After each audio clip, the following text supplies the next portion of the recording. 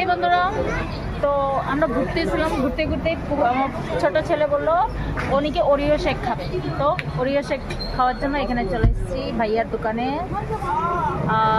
এটা দুর্গা মন্দিরের এখানেই, তো ভাইয়ার দোকানে আসলাম। তো ওই যে ওখানে লিস্ট, তো এখান থেকে ওরিও শেক নিচ্ছি। বাবাই বাবাই তুমি কি খাবা? দেখেছো ওরিও শেক খাবে, তো খেয়ে নাও, তারপরে আবার ঘুরবো, জাস্ট খাওয়া খাওয়া।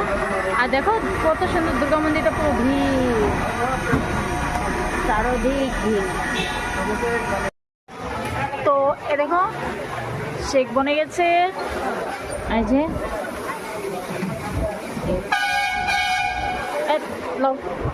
আস্তে আস্তে আস্তে।